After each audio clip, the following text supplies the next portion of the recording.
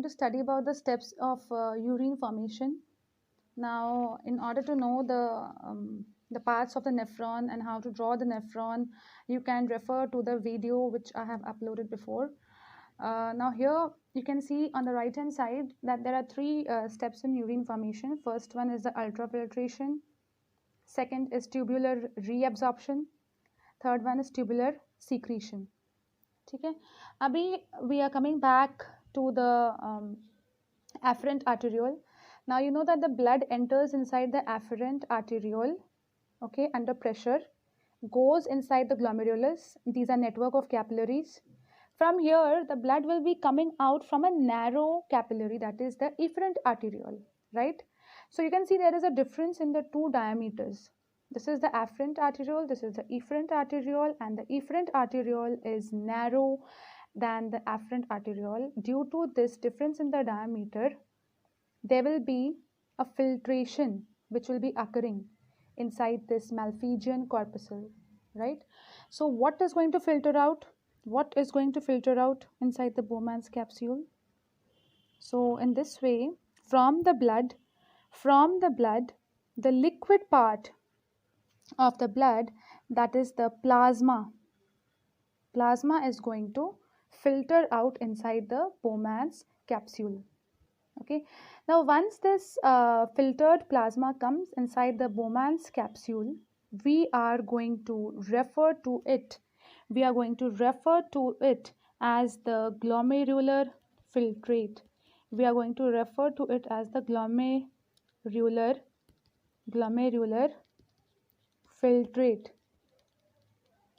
right? Now what does this particular filtrate which has passed inside this Bowman's capsule, what is present inside it? So inside this filtrate, you have glucose, you have amino acids, you have sodium ions, potassium ions, chloride ions, magnesium ions, calcium ions. You can even have vitamins, the water soluble vitamins, right? Then you can have urea, you can have uric acid, right? So all these things are going to filter inside your Bowman's capsule. All these things are going to filter inside the Bowman's capsule. Clear? Now what happens is that what stays inside this glomerulus? What stays inside the glomerulus?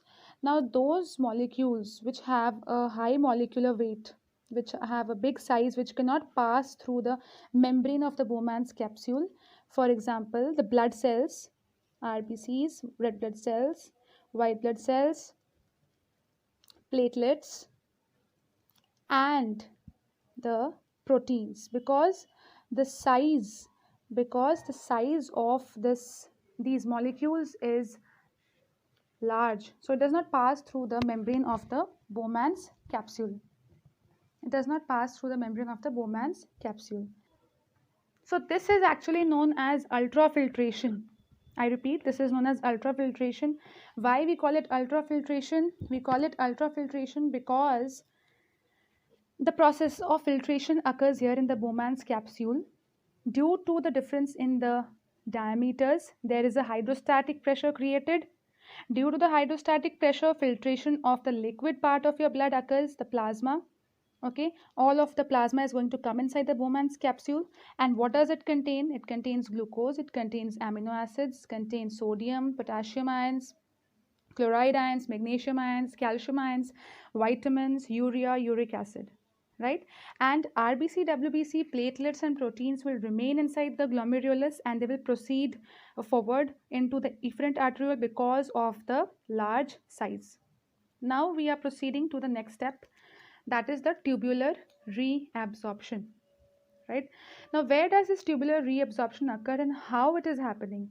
Now as I have already told you that when the plasma is coming inside the Bowman's capsule, it is called glomerular filtrate. You can see this, it is known as the glomerular filtrate. Okay, From this glomerular filtrate, you can see that there are many things which are required by our body, but still they are filtered inside this glomerular, inside this renal tubule. So these are your glucose. You see, all of our body cells require glucose. So at any cost, our body will not excrete out, it will not let the glucose go inside the urine, right? Amino acids is also required by the body to form proteins. Even some amount of sodium ions, potassium ions, we all need to retain these electrolytes to maintain the concentration of the body fluids. So that is why we have to retain the main components of this particular filtrate. Okay, now along with this, here one more thing I'll mention here, even the water. So when I'm saying that it is a liquid part of the blood which is coming out, so even your water is coming out inside this Bowman's capsule, right? So even water we have to reabsorb, because your body also requires a lot of water to maintain all the body functions. Okay? Now what happens is that we have to reabsorb these substances inside our body. Remember one thing, whatever substance is flowing inside this renal tubule will directly enter inside the collecting duct. This collecting duct contains urine, जो कि directly join करता है to the ureter. So if we have to take back things from the glomerular filtrate, so it has to go back into the capillaries. It has to go back into the capillaries. That means reabsorption has to occur, right? So this reabsorption has to occur. So if you look at the arrow, this is the arrow, this is the direction for your reabsorption. Please see carefully. This is the arrow for your reabsorption from the renal tubule into the capillaries. From the renal tubule into the capillaries, reabsorption will take place. What reabsorption? Of those components which are required by your body, right? So what is going to get reabsorbed? What is going to get reabsorbed? Glucose, because our body requires glucose, right? So glucose will get reabsorbed, then amino acids will get reabsorbed, then sodium ions, potassium ions, some amount of water. So maximum of your glomerular filtrate, approximately 70 to 75% of your glomerular filtrate is going to get reabsorbed inside the capillaries from the PCT. PCT is this part, proximal convoluted tubule. And at this junction only, glucose will completely get reabsorbed into the capillaries. Okay, so as I already said that we can't afford to lose the body glucose, so it has to get reabsorbed. So approximately 70 to 75% of your glomerular filtrate is getting reabsorbed into the capillaries. Now we are moving on to the Henle's loop. Now just one point I will make clear over here. In this Henle's loop, this part is the descending limb, because over here the direction of the filtrate is downwards, and this part is the ascending limb. So the descending limb of the Henle's loop is permeable to water. So this is water permeable.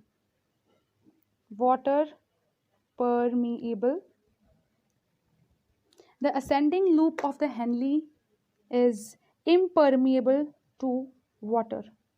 It is impermeable to water, but it is permeable to salts. Okay, now this mechanism is really a very beautiful mechanism. This is required for concentrating the urine. Okay, so this is water permeable and this is impermeable to water. Now next we are moving on to this DCT portion. Here also you will be having reabsorption basically of water. In DCT portion also you have the reabsorption of water, but that is under the action of the hormone which I have mentioned. The hormone name is antidiuretic hormone. Antidiuretic hormone, ADH. So under the influence of ADH, that is your antidiuretic antidiuretic hormone. Under the influence of antidiuretic hormone, water will be reabsorbed from the DCT into the capillaries, right? So this is your process of reabsorption. So if I just have to sum up the process of reabsorption, I will just say that reabsorption means the passage of the important nutrients, the important components of the glomerular filtrate back into the peritubular capillaries. So this is the direction of the tubular reabsorption. Now if we move to the third part, that is the tubular secretion. Now secretion is just opposite of tubular reabsorption. Okay, it is just opposite of tubular reabsorption. Now since we know that most of your urea, it is present inside this tubule, might be there are chances that still some amount of urea or maybe some amount of nitrogenous waste which is not required by your body is still present inside these capillaries. That is possible. So if that by chance factor is there, in that case tubular secretion is going to work, and whatever urea is left inside these capillaries, okay, will be moving into the renal tubule. Please look at the direction. This will be moving into the renal tubule, right? What will move into the renal tubule? The toxic substances. What toxic substances? Like urea, uric acid, some hydrogen ions, potassium ions, ammonium ions. Then you can have drugs, penicillin and all, right? So these are the ones which are going to be moved from the capillaries inside the renal tubule. This process is called tubular secretion. Why we call it secretion? Because secretion is being done into the glomerular filtrate. Note one thing, from the Bowman's capsule till over here DCT, we will be referring to this filtrate as glomerular filtrate only. We won't be referring to it as urine. Why? Because over here some components are getting reabsorbed, some are getting secreted. So till the time this filtrate reaches the collecting duct, we will be calling it glomerular filtrate. Only when this glomerular filtrate, after undergoing the process of tubular reabsorption, tubular secretion, ultrafiltration, but when it finally enters the collecting duct, then only we are going to refer to it as urine. Before that, this liquid is known as the glomerular filtrate. Okay, so these processes, tubular reabsorption, secretion, they occur simultaneously. It's not like first tubular reabsorption will occur and then tubular secretion will occur. No, side by side both the processes are occurring.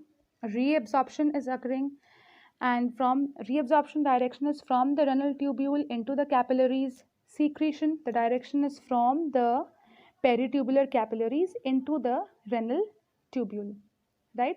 So we have seen that the process of secretion is occurring in the DCT. The collecting duct also, on the collecting duct also, this hormone ADH will act and remove the water from the collecting duct. So ADH, this hormone ADH is going to act on the distal convoluted tubule and the collecting duct, and it is going to remove the water from there, right? So it concentrates the urine. So it's very simple. More amount of ADH, more is the water reabsorption from the renal tubule and from the collecting duct. Lesser the amount of ADH, then what was going to happen? If there is less amount of ADH, what will happen? There will be more water excretion inside the urine, or the urine will get more diluted.